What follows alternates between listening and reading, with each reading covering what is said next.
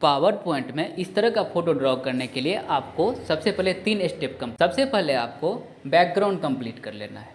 Background बन जाने के बाद सबसे पहले आपको ये पार्ट ड्रॉ करना है, उसके बाद फिर ये पार्ट ड्रॉ करना है, फिर ये पार्ट ड्रॉ करना है और फिर ये पांचों पार्ट को असेंबल कर देना है। तो सबसे पहले हम इसका बैकग्राउंड ड्रॉ कर लेते हैं। इसका बैकग्राउंड ड्रॉ करने के लिए सबसे पहले आपको पावर पॉइंट पे जाना है। पावर पॉइंट पे जाने के बाद इसका पावर पॉइंट का जो स्लाइड रहता है वो बाय डिफ़ॉल्ट वाइट कलर में रहता है। इसके बैकग्राउंड का जो कलर है उसको चेंज करने के लिए सबसे पहले आपको डिज़ाइन टैब पे जाना है। डिज़ाइन टैब पर क्लिक कीजिए और डिज़ाइन टैब पर क्लिक करने के बाद यहाँ पर फॉर्मेट बैकग्राउंड है, इस पर क्लिक करना है। इस पर क्लिक करते ही सॉलिड कलर फिल्म में जाना है और यहाँ पर कलर दिया हुआ है, इस कलर पर क्लिक करके यहाँ से आप कोई भी कलर चूज कर सकते हैं अपने हिसाब से। तो जैसे यहाँ पर मैं रेड सेलेक्ट करता हूँ तो यहाँ पर रेड आ गया, येलो सेलेक्ट करता हूँ तो येलो आ गया। ये कुछ इस तरह से काम करता है। अगर ये सॉलिड फिल में क्या होता है कि पूरा एरिया में आपको एक ही कलर दिखेगा, लेकिन यहाँ पर मेरा जो रिक्वायरमेंट है यहाँ पर वो क्या है कि यहाँ पर ब्लू है, फिर वाइट है, फिर येलो है, फिर रेड है, इस तरह का बना हुआ है। तो इस तरह का कलर यूज करने के लिए हमें ग्रेडियंट फंक्शन का उपयोग करना पड़ता है। तो यहाँ पर ग्रेडियंट फिल दिया हुआ है, इस ग्रेडियंट फिल पे क्लिक करना है और जैसे ही आप इस ग्रेडियंट फिल पे क्लिक करोगे तो यहाँ पर ग्रेडियंट स्टॉप दिया हुआ है। यहाँ पर 2 या 2 से अधिक कलर जब हम मिक्स करके यूज करते हैं ना तो उस समय हमें ग्रेडियंट ऑप्शन का यूज करना पड़ता है और सभी कलर इसी स्टॉप पर इंसर्ट किया हुआ रहता है। तो इस स्टॉक का कलर हम अपने हिसाब से चेंज कर लेते हैं। जैसे यहाँ पर येलो ले लिया, यहाँ पर रेड ले लिया, इसको ब्लू कर देता हूँ और यहाँ पर वाइट है। तो इस तरह से हम इसको चेंज कर लेते हैं और फिर इसका एरिया कम ज़्यादा करने के लिए इसको जैसे ही हम लेफ़्ट टू राइट में स्लाइड करेंगे तो इसका एरिया, इस कलर का एरिया कम ज़्यादा होता है। तो यहाँ से हमें कलर को कस्टमाइज कर लेना है। कलर कस्टमाइज होने के बाद यहाँ पर ये स्ट्रेट है और यहाँ पर जब हम अपना फ़ोटो को देखते हैं तो यहाँ पर राउंड में मतलब ग्रेडियंट बना हुआ है। तो इस स्ट्रेट को राउंड शेप करने के लिए हम यहाँ पर टाइप जो दिया हुआ है यहाँ पर रेडियल ले लेते हैं। लीनियर रहेगा तो ये राउंड में दिखाई देगा, रेक्टेंगल रहेगा तो ये कुछ इस तरह से रेक्टेंगल शेप में दिखाई देगा और जब रेडियल लेते हैं तो ये सर्कल में दिखाई देता है। तो यहाँ पर हम रेडियल सेलेक्ट कर लेते हैं। रेडियल सेलेक्ट करने के बाद ये कुछ इस तरह से कॉर्नर में चला जाएगा। इसको सेंटर पर लाने के लिए डायरेक्शन में चले जाना है। डायरेक्शन पर क्लिक करके यहाँ पर फ्रॉम सेंटर पर क्लिक कर देना है। इस तरह से ये बन करके आ जाएगा। अब इसको अपना जो रिक्वायरमेंट है उसके अकॉर्डिंग हम कम ज़्यादा कर लेते हैं। हमारा बैकग्राउंड भी बन करके तैयार हो गया। इस तरह से हम अपना बैकग्राउंड कंप्लीट कर लिए, ये भी बन करके तैयार हो गया। नेक्स्ट पार्ट क्या है? नेक्स्ट पार्ट है ये फ्लावर का जो ये पंखुड़ी है इसको बनाना है। तो इसको बनाने के लिए हम यहाँ पर कंट्रोल M प्रेस करके न्यू स्लाइड ऐड कर देते हैं। इसको कंट्रोल A करके बाकी सभी जितना भी शेप है उसको डिलीट कर देते हैं और यहाँ पर इंसर्ट पर क्लिक करके यहाँ शेप में जाते हैं। शेप में जाने के बाद यहाँ पर स्टार ले लेते हैं। तो यहाँ पर 10 पॉइंट स्टार है, 10 पॉइंट स्टार को क्लिक कीजिए और यहाँ पर 10 पॉइंट स्टार, आप कोई भी स्टार यहाँ पर ले सकते थे। और फिर इसका जो टिथ है इसको कम ज़्यादा करने के लिए ये येलो पॉइंट पर क्लिक करना है और इसको कम ज़्यादा कर देना है अपने वर्ड के अकॉर्डिंग। आपका जिस तरह का डिज़ाइन है उसके अकॉर्डिंग इसको कम ज़्यादा कर दीजिए।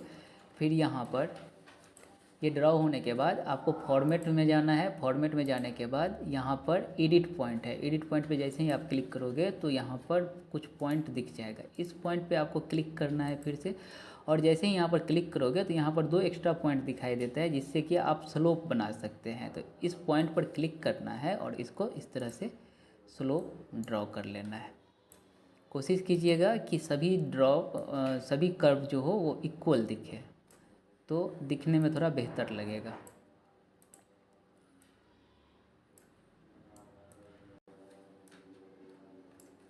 इस तरह से ड्रॉ कर लेना है। फिर साइड में क्लिक कीजिए और इसको साइड करके इसका सॉलिड फिल में जा करके इसका कलर येलो कर दीजिए और आउटलाइन कलर जो है उस आउटलाइन कलर को यहाँ पर लाइन पर क्लिक करके आउटलाइन कलर को रेड कर लीजिए। ये पार्ट मेरा बन करके तैयार हो गया। अब दूसरा पार्ट हमें कौन सा बनाना है? दूसरा पार्ट हम यहाँ पर ये पार्ट बना लेते हैं। इस पार्ट को बनाने के लिए हमें फिर से शेप पे इंसर्ट में जाना है, शेप में जाना है। शेप में जाने के बाद यहाँ पर कौन सा शेप है? Tier drop. Tier drop select करके यहाँ पर ड्रॉ कर लेना है और यहाँ पर एक पॉइंट दिखेगा येलो कलर का, इससे इसको कुछ इस तरह से शेप को एडिट कर देना है। और फिर यहाँ पर देखिए, यहाँ पर ग्रेडियंट फिल किया हुआ है। ग्रेडियंट में तीन कलर का मिक्सचर किया हुआ है, रेड, वाइट और ग्रीन।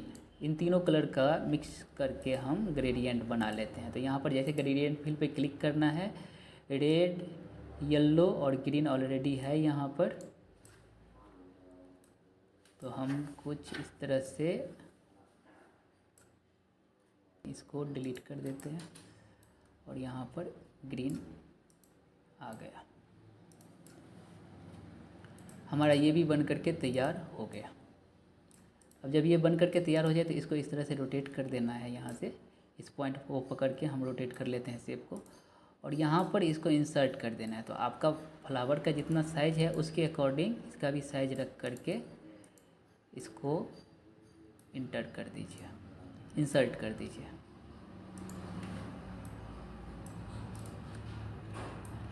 फिर कंट्रोल डी प्रेस करके कुछ इसका डुप्लीकेट्स बना लीजिए और सभी पंखुड़ी पे जाके इंसर्ट कर देना है।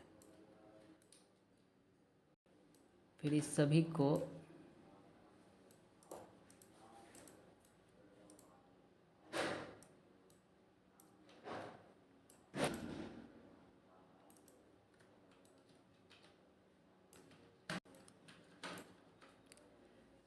को इस तरह से इंसर्ट कर देना है। ये जब इंसर्ट हो जाएगा तब नेक्स्ट पार्ट कौन सा बनाना है हमें? नेक्स्ट पार्ट ये बनाना है। ये इसको हम बना लेते हैं। इसको बनाने के लिए आपको पहले जो आप ये ड्रॉ किए हुए थे इसको डुप्लीकेट बना लीजिए एक, और इसका साइज छोटा करके इसका साइज को छोटा कर देना है और यहीं पर इंसर्ट करके फिर थोड़ा बड़ा कर लेना है इसके साइज को।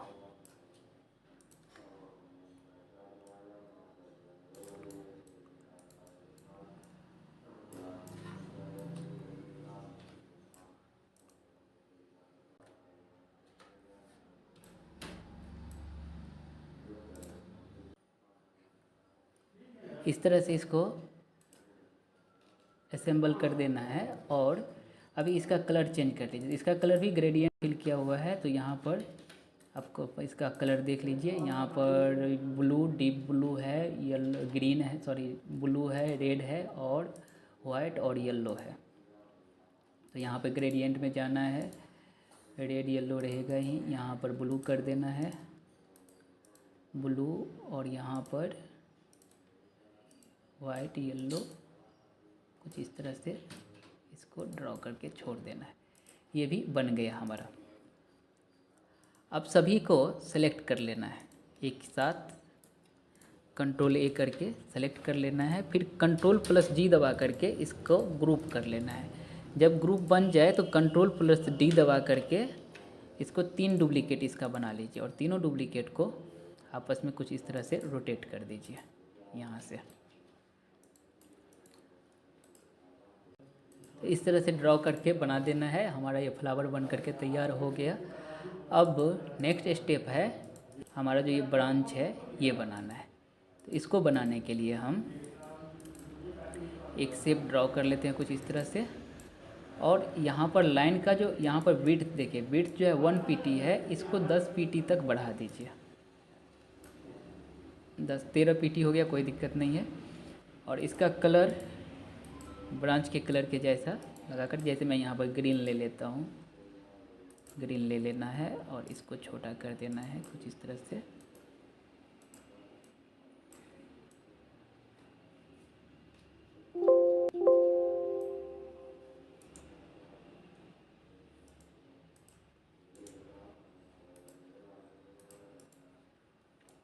ये भी बन करके तैयार हो गया। अब नेक्स्ट स्टेप क्या था? नेक्स्ट स्टेप में हमें ये शेप ड्रॉ करना है। तो इस शेप को ड्रॉ करने के लिए यहाँ से एक शेप ले लेते हैं,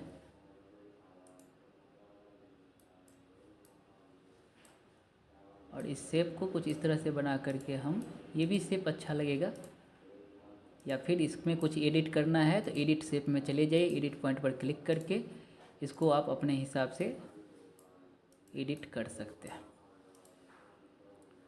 और इसका कलर भी हमने ये रख दिया और इसको यहाँ पर इंसर्ट कर दिया।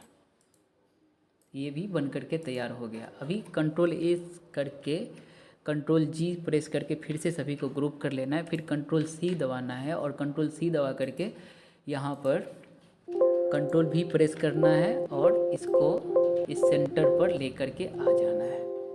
ये हमारा फ्लावर बन करके तैयार हो गया। अब कंट्रोल F5 प्रेस करके हम फुल स्क्रीन करके देख लेते हैं इसको। ये कुछ इस तरह से दिखेगा। अब इसको फ़ोटो में सेव करने इसको PNG या JPG फ़ोटो में फॉर्मेट में सेव करने के लिए फाइल पे जाएंगे। फाइल में जाने के बाद सेव एज पर क्लिक करना है, फिर ब्राउज पर क्लिक करके यहाँ पर जैसे मैं यहाँ पर फाइल का नाम दे दीजिए और यहाँ पर PNG, यहाँ पर जो सेव एज टाइप है यहाँ पर PNG या JPG सेलेक्ट करके सेव पर क्लिक कर दीजिए। तो यहाँ पर ऑल स्लाइड करके आएगा। तो ऑल स्लाइड नहीं करना है आपको, जस्ट दिस वन करके क्लिक कर देना है। ये हमारा सेव हो गया। फार्मूला होता है।